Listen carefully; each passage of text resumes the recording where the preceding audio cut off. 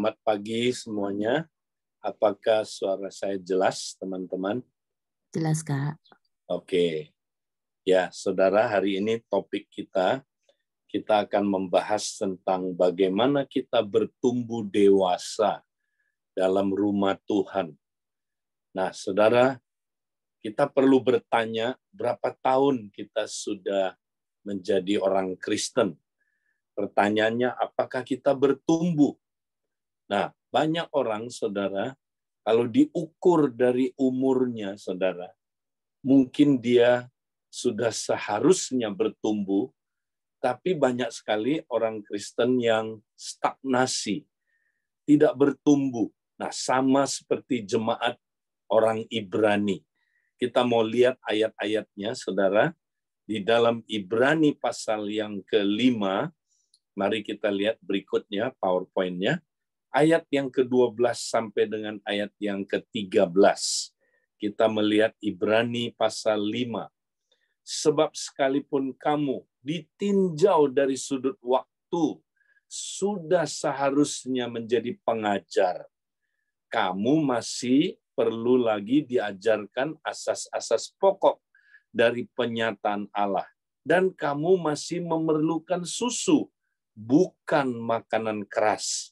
Sebab barang siapa masih memerlukan susu, ia tidak memahami ajaran tentang kebenaran, sebab ia adalah anak kecil. Nah, saudara, diukur dari sudut waktu, seharusnya jemaat orang Ibrani ini sudah seharusnya menjadi pengajar. Tapi ternyata, saudara, mereka masih perlu diajarkan ajaran-ajaran dasar, masih memerlukan susu, bukan makanan keras. Jadi, saudara, ya, jemaat orang Ibrani ini, mereka, saudara, kalau dilihat dari sisi umur, mereka sudah seharusnya bisa memuridkan orang lain, bisa menjadi pengajar. Tapi ternyata mereka belum siap, karena mereka belum bertumbuh. Mereka masih perlu susu, tidak bisa makan makanan keras.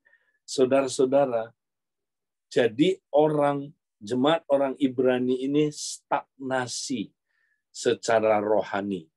Nah, saudara-saudara, kenapa mereka demikian? Padahal ditinjau dari sudut waktu, sudah lama mereka jadi orang Kristen. Nah, waktu penulis kitab Ibrani menulis suratan ini, saudara, ingat, itu jemaat orang Ibrani sudah berdiri 30 tahun. Ya, 30 tahun, saudara. Berarti ada orang Kristen yang sudah umur rohaninya, ya, ada yang sudah 30 tahun. Mungkin ada yang 20 tahun. Ada yang 15 tahun, ya. Sudah lama sebagian besar orang-orang menjadi orang Kristen, tapi mereka tidak bertumbuh dewasa. Mestinya, saudara, Paulus punya sebuah standar. Nah, mari kita baca 1 Korintus 3 ayat 1-2. Saya tidak taruh di PowerPoint. Ya, saya bacakan buat saudara. 1 Korintus 3 ayat 1 sampai ayat yang kedua. Aku pada waktu itu tidak dapat berbicara kepada kamu seperti dengan manusia rohani, tetapi hanya dengan manusia duniawi yang belum dewasa dalam Kristus. Susulah yang kuberikan kepadamu, bukanlah makanan keras, sebab kamu belum dapat menerimanya, dan sekarang pun kamu belum dapat menerimanya. Jadi, saudara, jemaat Korintus, waktu Paulus tulis surat ini, ya, kepada mereka, itu jemaat ini sudah berumur 5 tahun, saudara. 5 tahun. Nah, Paulus bilang, ya, sebenarnya dalam 5 tahun ini, kamu sebenarnya udah siap, mestinya siap makan makanan keras, tapi ternyata kamu belum. Kamu masih perlu susu, ya, padahal kamu sebenarnya, ya, sudah bisa menerima makanan keras. Artinya Paulus berharap orang Kristen bisa bertumbuh lebih dewasa dalam 5 tahun. Ya, bisa, saudara. Ya, tapi ternyata jemaat Korintus ya juga tidak bertumbuh, stagnasi. Nah, ada apa dengan mereka, saudara? Kenapa mereka stagnasi?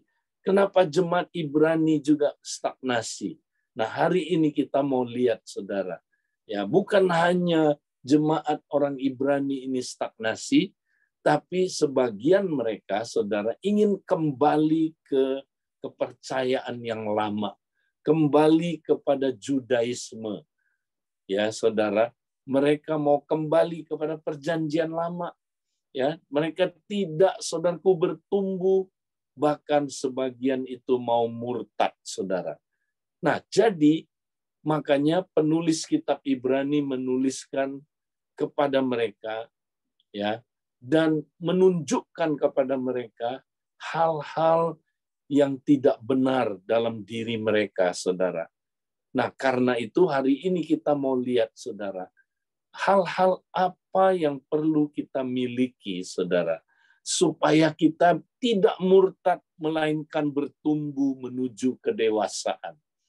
Nah, kita mau lihat, saudaraku, agar seseorang tidak murtad dan bertumbuh dewasa, ada 3 hal yang harus dia miliki, saudara.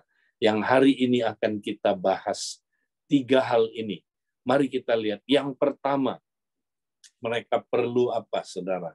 Makan makanan yang keras. Makan makanan rohani yang keras. Supaya manusia roh mereka terbangun. Ya, mereka mesti makan makanan ya rohani yang keras. Nah, kalau kita masih bayi rohani, saudara, memang kita perlu minum susu, ya. Nah, itu penting sekali, saudara. Tapi kalau kita udah minum susu, ya, maka kita jangan tinggal di situ terus. Kita mesti terus beralih kepada makanan keras. Nah, apa itu makanan keras? Hari ini kita mau baca ayatnya, saudara. Ibrani 5 ayat 14, tetapi makanan keras adalah untuk orang-orang dewasa yang karena mempunyai panca indera yang terlatih untuk membedakan yang baik daripada yang jahat. Nah, jadi makanan keras itu apa, saudara? Makanan keras adalah firman Tuhan yang mempersiapkan kita, melatih kita, sehingga kita bisa membedakan yang baik daripada yang jahat.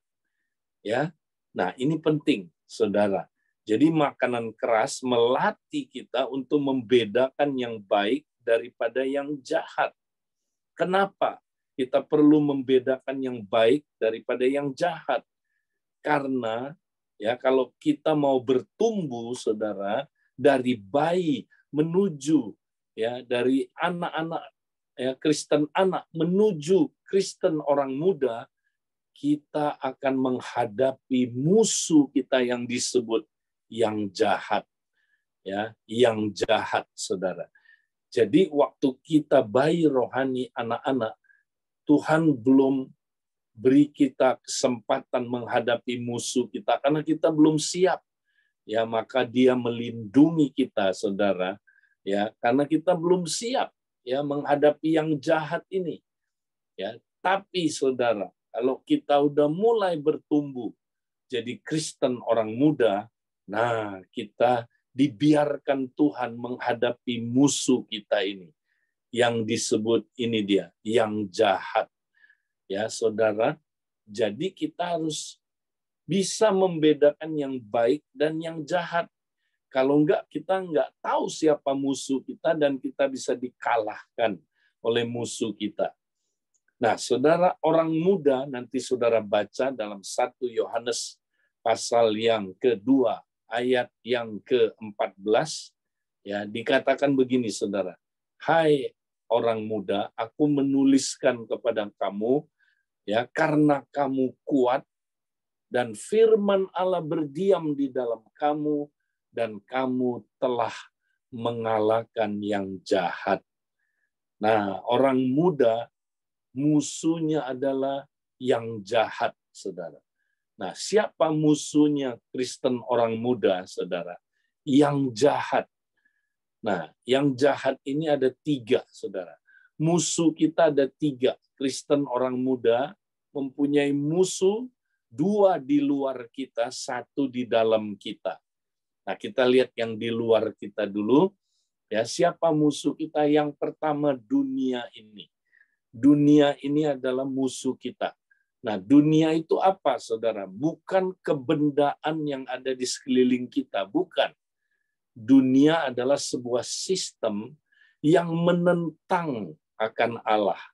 Sistem yang tidak berpusatkan Allah, tapi berpusatkan diri sendiri, saudara. Itulah, saudaraku, yang disebut dunia. Nah, dunia ini disebut jahat. Ya, jadi dunia adalah dunia yang jahat. Yesus mati di kayu salib, saudara, bukan hanya untuk membebaskan kita dari dosa. Nanti saudara baca dalam Galatia pasal yang pertama ayat 4. Sekali lagi, Galatia pertama ayat 4. Situ dikatakan yang telah menyerahkan dirinya karena dosa-dosa kita untuk melepaskan kita dari dunia sekarang yang jahat. Dunia sekarang yang jahat. Jadi dunia ini disebut dunia yang jahat, saudara. Ya. Nah, kenapa jahat? Karena tadi ya, jahat itu ya bukan hanya berbicara berbuat dosa-dosa besar. Bukan. Ya, jahat definisinya begini, Yakobus 3 ayat 16. Sebab di mana ada iri hati dan mementingkan diri sendiri, di situ ada segala macam kejahatan. Jadi kejahatan akarnya adalah mementingkan diri sendiri, saudara. Ya, jadi self-centered, egois, itulah akar dari kejahatan. Jadi dunia yang jahat ini artinya dunia yang self-centered. Dunia yang berfokus kepada diri sendiri. Makanya itu jadi jahat. Ya, nah, kita tiap hari kita dipengaruhi oleh dunia ini, saudara. Karena dunia ada di sekeliling kita. Sekarang saudara ada di sekeliling dunia yang jahat ini. Saudara dipengaruhi tiap hari sama musuh saudara ini. Ya, saudara sedang dipengaruhi, digarami oleh dunia ini. Ya, dipengaruhi, diasinkan oleh dunia ini, saudara. Supaya saudara makin egois, makin egois, makin egois. Itu musuh saudara yang pertama. Nah, sekarang musuh yang kedua siapa, saudara? Setan. Setan disebut si jahat. Ya, jadi dia adalah yang jahat itu, saudara. Dia disebut si jahat. Ya, jangan kembali dulu ke sebelumnya. Ya, kita balik ke poin 1 masih. Ya, nah, saudara, setan itu disebut yang jahat. Ya, jadi saudara, kita lihat ya, musuh kita 2. Pertama dunia, yang kedua yang jahat, setan, ada di luar kita. Nah, setan sama dunia kerjasama, saudara. Karena setan itu, saudara, adalah ilah dunia ini. Ya, dia Allah atau ilahnya dunia ini, saudara.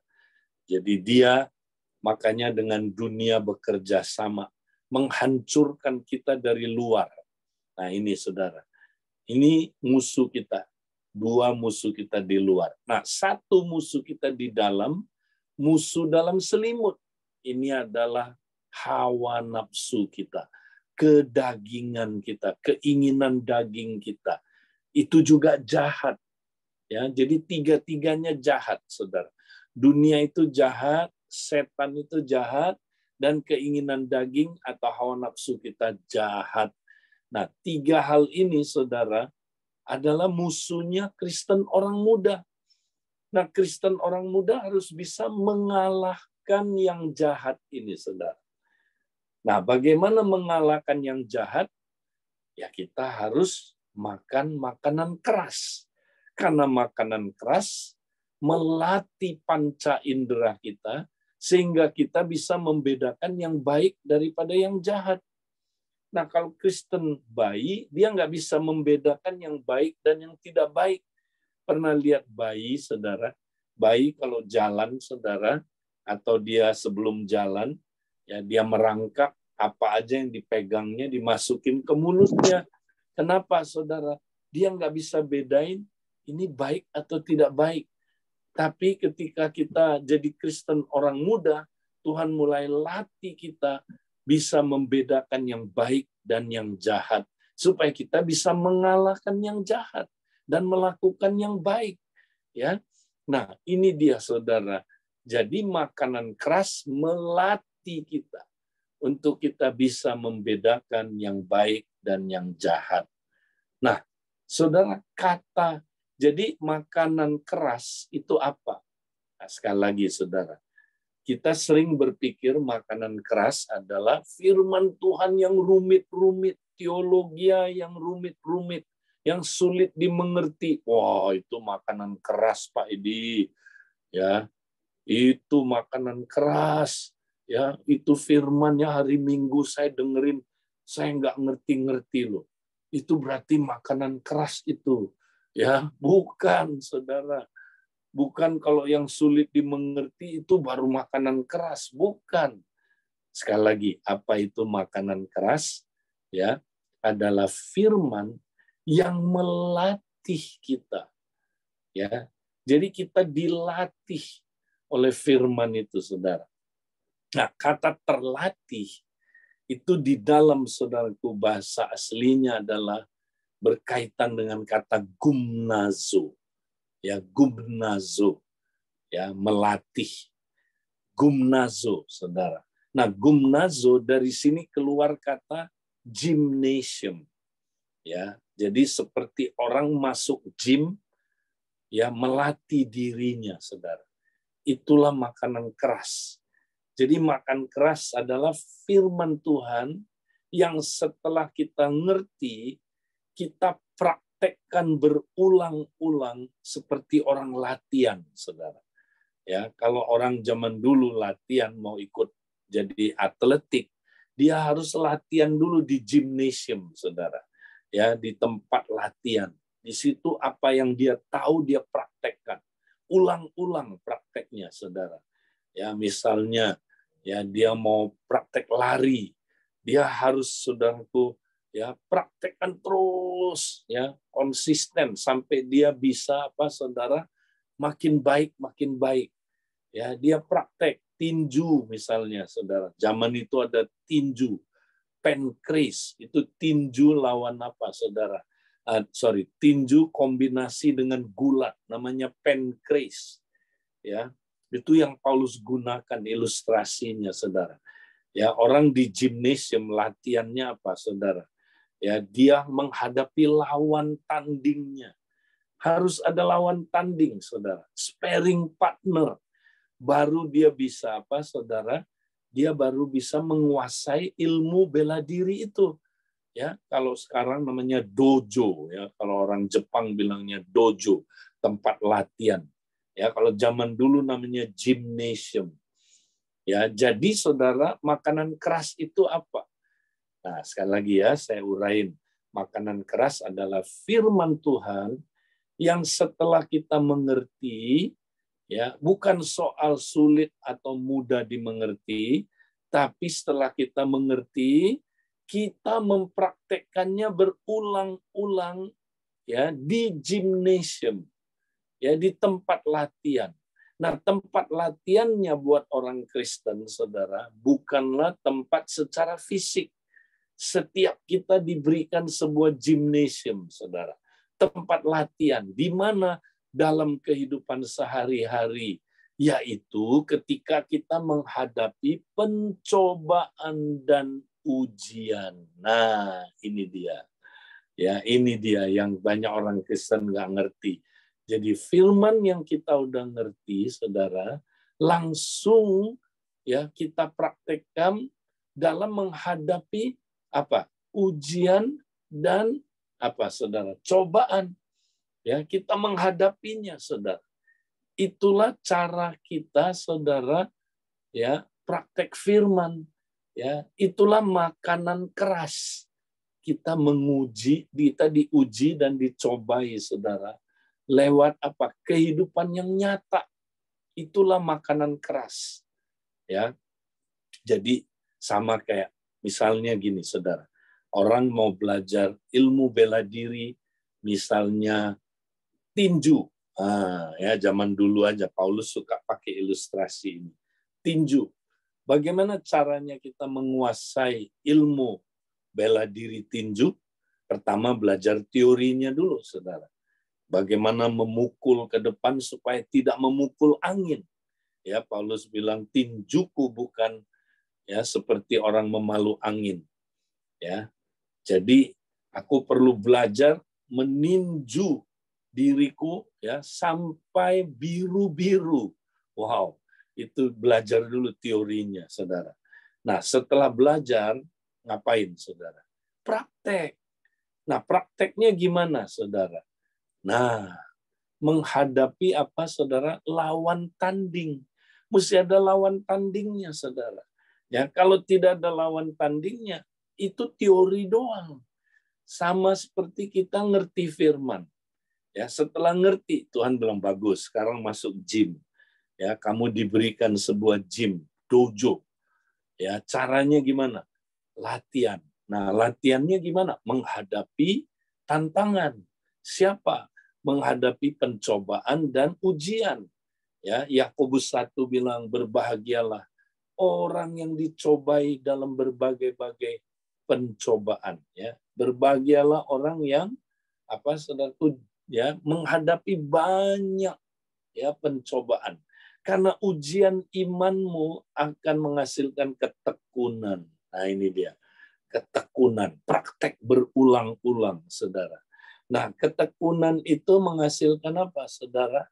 Yaitu pertumbuhan, ya, menghasilkan buah, menghasilkan kedewasaan akhirnya, sehingga kita tidak berkekurangan apapun, saudara. Kita bertumbuh dewasa kalau kita latihan terus, saudara. Nah, ini dia. Ya, kalau kita makan makanan keras, sekali lagi ya, saya ulang supaya kita nangkep. Jadi makanan keras itu apa? Makanan keras adalah firman Tuhan yang setelah kita mengerti, kita praktekkan berulang-ulang dengan menghadapi pencobaan, menghadapi ujian, ya terus-terusan sampai kita tekun. Tekun itu artinya apa? Kita praktek berulang-ulang, saudara, sampai kita master. Ya, kalau orang latihan tinju nggak bisa 1-2 kali, terus-terusan. Ya, dia harus pukul terus, saudara. Terus latihan, pukul terus, pakai ilmu yang dia tahu, dia pakai, dia pukul terus, tinju terus sampai ya musuhnya biru-biru, saudara. Ya, itu maksudnya Paulus. Tinjuku bukan memalu angin. Ya, kita mesti, saudara, latihan. Firman yang kita dengar itu jangan cuma sampai kita tahu aja, tapi praktekkan berulang-ulang di dojo kita, di dalam gymnasium kita, saudara. Yaitu menghadapi tantangan, pencobaan, dan ujian. Nah, ini dia makanan keras, saudara. Ya, jadi setelah saudara ngerti firman, suami misalnya dia dengar firman, suami-suami, hai suami-suami, kasihilah istrimu. Ya, suami bilang amin, bagus. Baru sampai amin aja, tapi belum praktek nih ya. Nah, Tuhan bilang masuk ke gymnasium sekarang. Ketika dia pulang, dia menghadapi cobaan dan ujian dari istrinya. Nah, Tuhan mau lihat dia praktek enggak. Ketika istrinya ada kelemahan, ketika istrinya mungkin kurang taat, ketika istrinya cerewet, apakah dia praktek? Nah, kalau dia enggak praktek, kalau dia enggak terus praktek, saudara, menghadapi tantangan yaitu ujian dan pencobaan, dia enggak makan makanan keras, saudara. Kalau dia hanya tahu firman aja, hai suami-suami, Kasihilah istrimu. Amin. Bagus ya firman ini.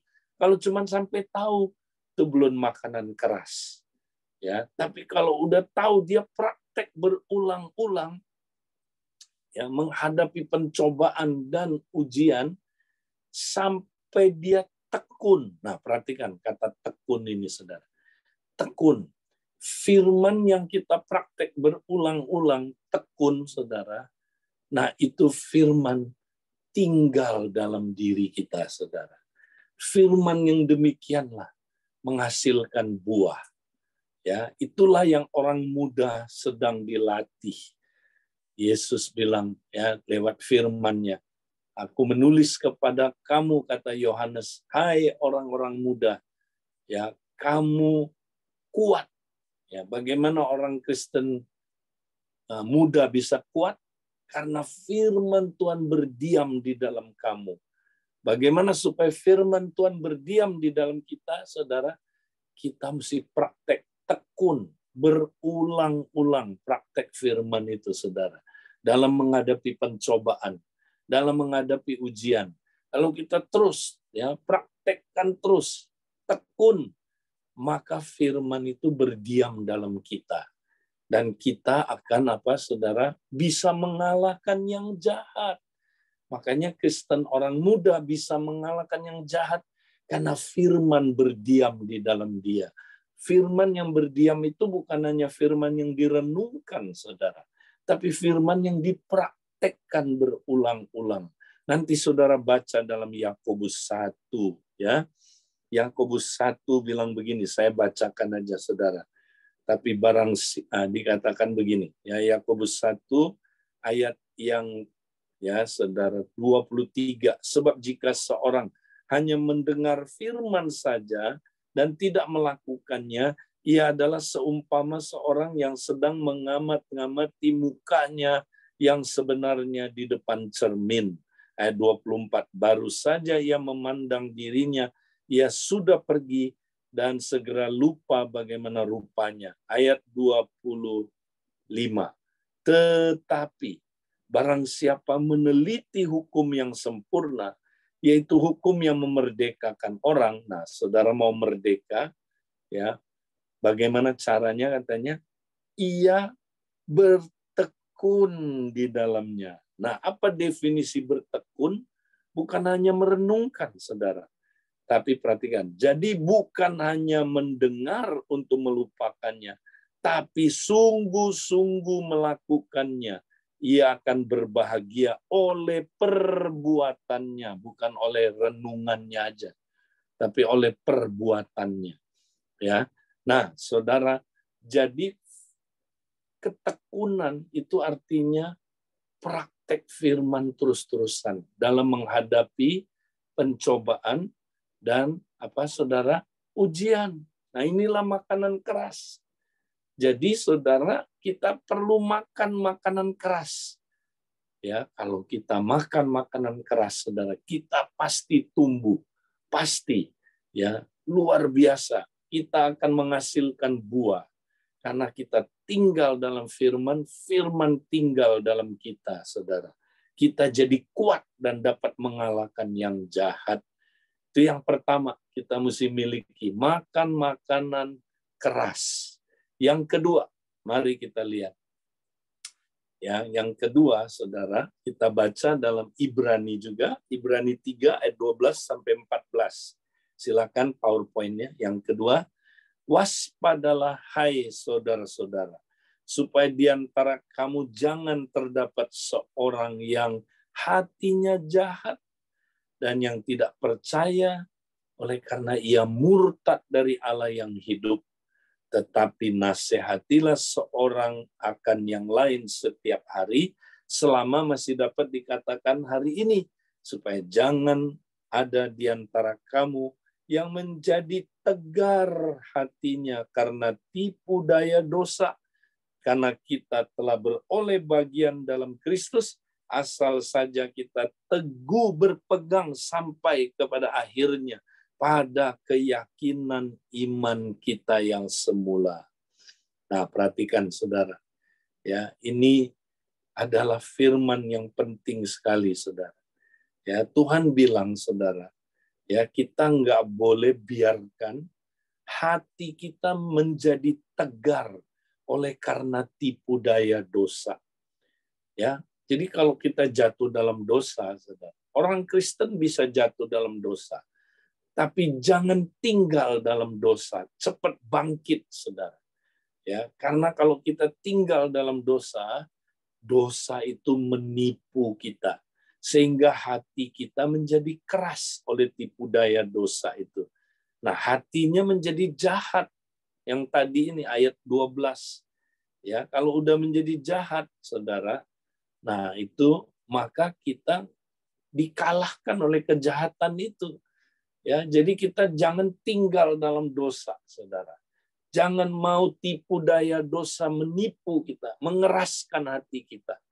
Ya, lalu apa jalan keluarnya? Ayat 13. Tetapi nasihatilah seorang akan yang lain setiap bulan. Amin. Setiap minggu. Amin. Enggak. Setiap apa? Hari. Nah ini. Setiap hari. Orang Ibrani itu, saudara, ya punya satu sistem saling menasehati tiap hari. Ya, mereka punya sistem ini. Sistem ini namanya kompak atau hafruta. Berikutnya kita lihat, saudara, gambarnya ya. Nah, orang Ibrani, saudara, next itu punya sistem ya 2-3 orang namanya hafruta ya, atau bahasa Aramnya hafruta ya. Artinya pertemanan, persekutuan. Nah, kita nggak boleh, saudaraku, jadi orang Kristen yang independen. Kita harus punya kelompok yang namanya kompak, 2-3 orang. Orang Ibrani ada sistem ini, saudara. Ya, itu dari zaman pembuangan Babel, mereka sudah ada sistem kompak, 2-3 orang kumpul. Ngapain aja? Saling menasehati, saudara. Nah, ini dia. Saling menasehati. Nah, kata menasehati ya itu dalam bahasa Yunaninya adalah parakaleo, saudara. Parakaleo, ya kita diingatkan apa parakaleo? Roh Kudus, parakletos, ya. Parakaleo. Parakaleo itu artinya menguatkan, mengajar, termasuk mengajar dan menghibur, saudara. Jadi kita mesti tiap hari punya komunitas kecil 2-3 orang di mana kita bisa saling menguatkan, saling mengajar dan saling menghibur, saudara. Ya. Inilah, saudaraku, ya, komunitas sepakat. Apakah saudara sudah punya komunitas sepakat? Ya, kalau enggak, saudara enggak bisa bertahan. Ya, nggak bisa, saudara. Orang Yahudi, saudara, didorong oleh penulisnya untuk praktek kompak tiap hari. Ya, tiap hari. Gereja mula-mula makanya praktek kompak tiap hari, saudara. Ya, mereka saling menguatkan tiap hari, saling menasehati, ya, atau saling apa, saudara, mengajar, ya, termasuk saling menghibur. Terus, saudara, saling ngaku dosa, terbuka, saudara. Ya, ini harus ada. Kalau enggak, kita enggak dapat bertahan. Ya, makanya tahun ini, saudara, ayo, saudara sudah menemukan kompak, saudara. Siapa kompak, saudara? Ya, jangan sampai kita hidup sendirian, enggak punya komunitas 2-3 orang ini, saudara. Ini akan membuat kita bertumbuh kalau kita praktekkan. Ya, dan lakukan sesering mungkin tiap hari. Ya, itu ideal kalau tiap hari. Saudara, walaupun cuma 15 menit, tapi kalau tiap hari, saudara, itu impact-nya jauh lebih dahsyat daripada saudara ketemu seminggu sekali tapi 3 jam. Nah, coba deh. Ini saudara, saya kira di backup oleh penelitian. Cuman saya belum ingat, pernah saya baca, saudara ya. Jadi impact-nya gini, saudara. Ya, kalau kita saling sharing, ya misalnya seminggu itu 3 jam. Ya, kita ketemu 3 jam, sharing 3 jam. Itu impact-nya lebih kurang daripada saudara kalau kita sharing cuma 15 menit tapi tiap hari. Wah, itu jauh lebih dahsyat impact-nya. Ya, yang cuma saudara 15 menit tapi tiap hari. Nah, coba lakukan ini saudara. Kompak itu simple. Asal saudara 15 menit aja ketemu. Mungkin 5 menit doa, 5 menit sharing ya saudara. Kemudian 5 menit lagi ya kita saling saudara. Ya, kita saling memikirkan bagaimana rencana penginjilan kita. Jangkau jiwa bagaimana. Jadi up in out kita praktek 15 menit aja saudara. Coba lihat kalau nggak berubah hidup saudara. Ya. Nah, kita jadi harus punya sistem. Yang kedua adalah kompak. Nah, yang terakhir Ibrani juga kita baca ya. Ibrani pasal yang ke-10 24 sampai 25. Nah, ini ayat terakhir dan marilah kita saling memperhatikan supaya kita saling mendorong dalam kasih dan dalam pekerjaan baik. Janganlah kita menjauhkan diri dari pertemuan-pertemuan ibadah kita seperti yang dibiasakan oleh beberapa orang. Tapi marilah kita saling menasehati dan semakin giat melakukannya menjelang hari Tuhan yang mendekat. Nah, saudara, Tuhan bilang jangan menjauhkan diri dari pertemuan-pertemuan ibadah kita. Ya, ibadah yang dimaksud di sini ibadah apa? Ya. Nah, ini sering disalah tafsirkan sebagai ibadah yang besar, saudara.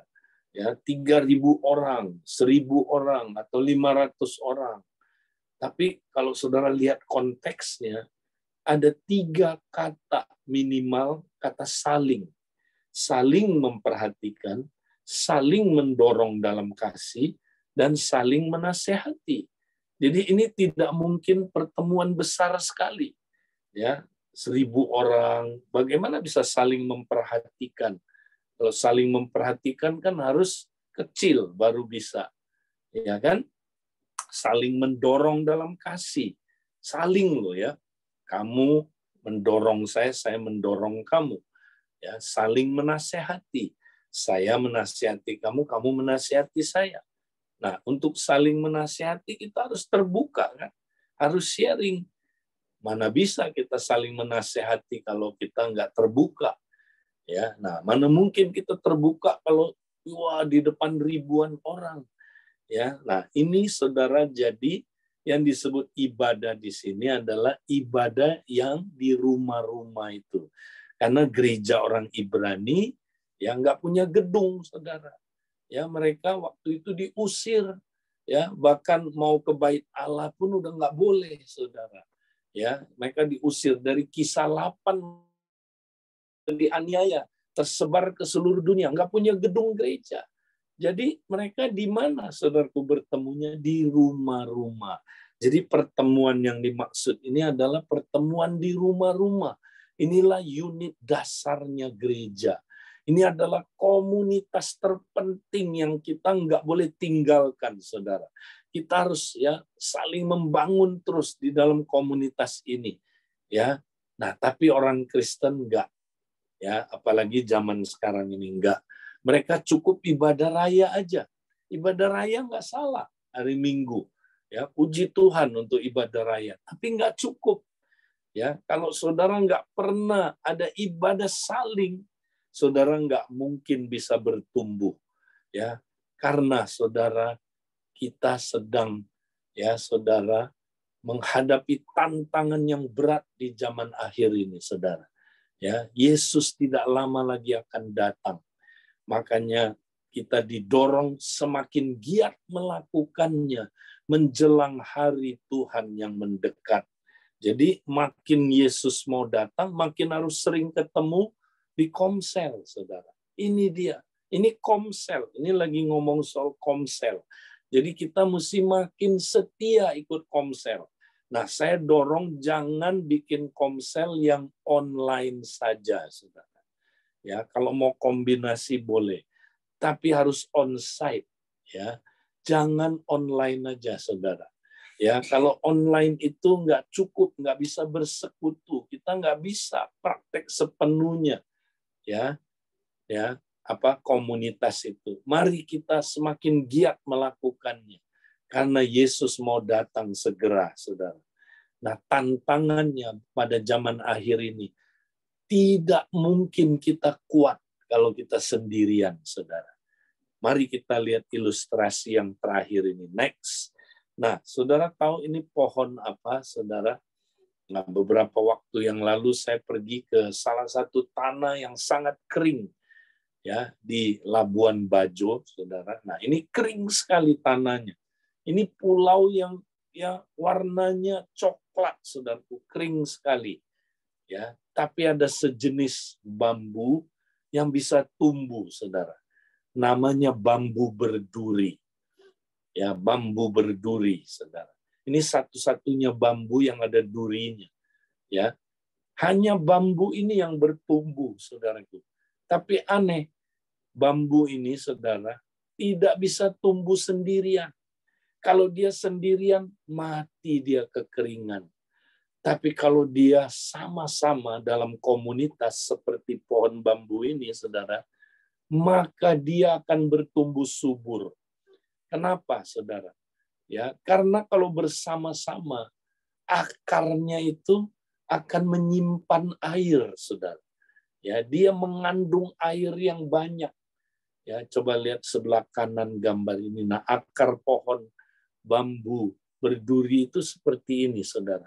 Dia akarnya saling menjalin, saling menopang. Akarnya itu membentuk semacam apa, saudara? Tempat air berkumpul. Sehingga, saudara, ya, di dalam akar ini, ya, air itu akan banyak berkumpul di situ sehingga, saudara, pohon bambu ini bisa bertumbuh. Ya. Nah, saudara, demikianlah kalau kita hidup dalam komunitas, saudara, maka dari dalam komunitas tubuh Kristus, ya, dari dalam komunitas rumah Tuhan akan ada aliran air kehidupan. Ya, dari bait Allah masih ingat, Yehezkiel melihat aliran air kehidupan mengalir. Ya, kalau kita hidup kumpul terus dalam tubuh Kristus, ya, apa yang terjadi? Maka kita diberi minum oleh roh yang sama. Roh Kudus akan, saudaraku, mengalirkan air kehidupan di tengah-tengah komunitas. Makanya kalau kita hidup dalam komunitas, kita nggak pernah kekeringan rohani. Kita akan terus minum, kita akan terus segar, kita akan terus hidup, saudaraku. Kita akan terus, saudara, berapi-api dalam Kristus. Kita tidak akan padam, saudaraku. Roh Kudus akan terus bekerja lewat kita. Aliran air kehidupan akan terus mengalir lewat kita. Kita saling memberi minum. Puji Tuhan. Nah, saudara, mari. Kalau kita mau bertumbuh, kita harus punya 3 hal ini. Masih ingat, pertama, makan makanan keras. Yang kedua, saudara mesti hidup dalam komunitas, ya, sepakat atau hafruta, hidup dalam akuntabilitas. Dan yang ketiga, saudara, jangan lupa tertanam dalam komunitas dan berfungsi. Puji Tuhan, itu yang saya mau sampaikan biar menjadi bekal buat saudara-saudara. Tuhan memberkati.